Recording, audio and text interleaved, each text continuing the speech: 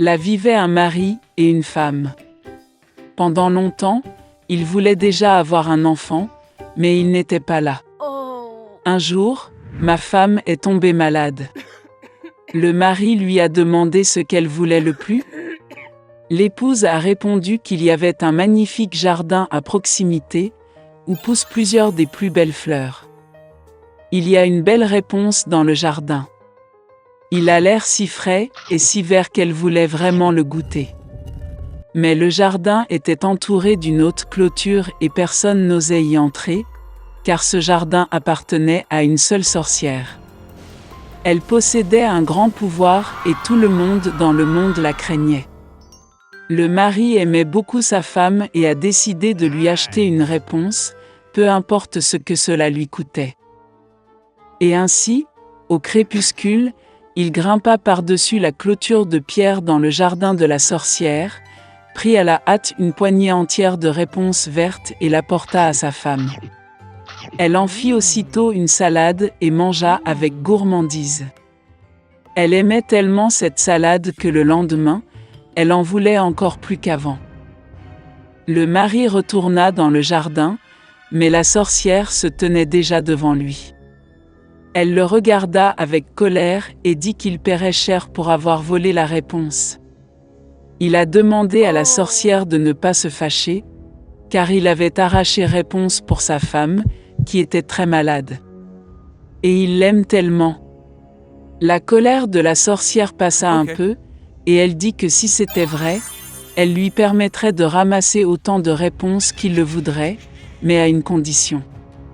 Il devra donner à la sorcière l'enfant qui naîtra de sa femme.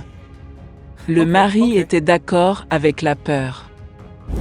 Lorsque la femme a donné naissance à une fille, la sorcière est immédiatement apparue, a pris l'enfant avec elle et l'a nommé Réponse. Rapunzel est devenue la plus belle fille du monde. Quand elle avait 12 ans, la sorcière l'a enfermée dans une tour. Cette tour était dans la forêt et elle n'avait ni porte ni escalier. Seulement tout en haut se trouvait une petite fenêtre. Quand la sorcière a voulu escalader la tour, elle a appelé Réponse pour lui faire descendre ses faux. Et Réponse avait de beaux cheveux longs. Elle entend la voix de la sorcière, desserre ses tresses, les attache au crochet de la fenêtre, et les cheveux tombent, et la sorcière grimpe alors, s'accrochant à eux.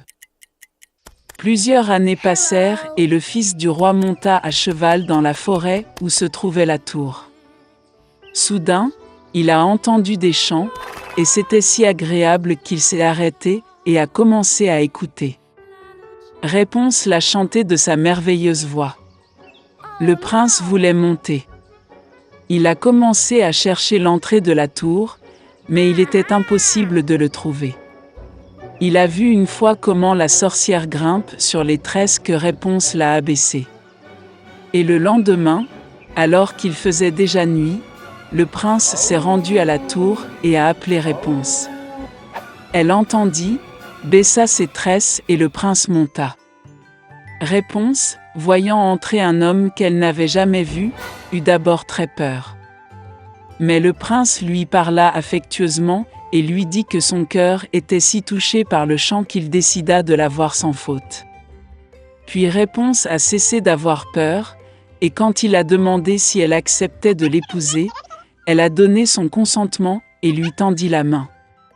Ils ne savaient tout simplement pas comment descendre ensemble. Ils ont compris que lorsque le prince viendrait, il emporterait toujours un morceau de soie avec lui, et Réponse en tisse une échelle. Et quand l'échelle sera prête, ils descendront ensemble et partiront. La sorcière n'a rien remarqué jusqu'au jour où Réponse a demandé pourquoi il est plus facile de traîner le prince.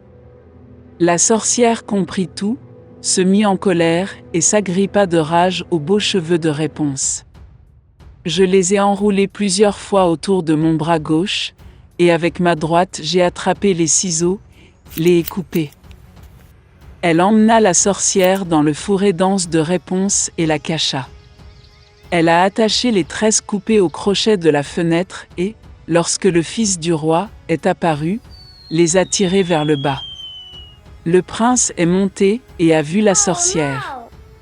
Elle le regarda avec son regard malicieux et dit qu'il ne verrait jamais réponse. Le prince était fou de chagrin et de désespoir, sauta hors de la tour, mais les épines épineuses des buissons, sur lesquels il tombait, lui arrachaient les yeux. Le prince aveugle a erré pendant plusieurs années dans le chagrin et le chagrin à travers la forêt, tout le temps pleurant et pleurant pour sa bien-aimée perdue. Une fois, il est entré dans un fourré dense. Soudain, le prince entendit quelqu'un chanter, cela lui semblait si familier, et il alla à sa rencontre. Lorsqu'il s'approcha, Réponse le reconnut, se jeta sur son cou et pleura amèrement de joie.